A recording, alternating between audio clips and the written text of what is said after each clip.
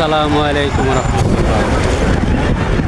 এই যে আমরা মানববন্ধন তৈরি করছি, এইরকম ব্যস্ত একটা রাস্তার মধ্যে এই শিশুদেরকে নিয়ে তারা মানববন্ধন করতেছে।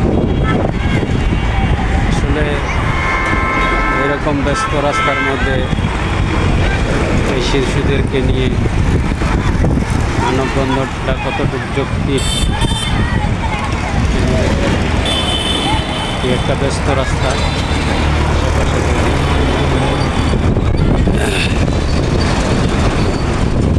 এর মধ্যে যদি একটা বাচ্চার দুর্ঘটনা ঘটে যায়, এটার দায়ভার কে নিবে?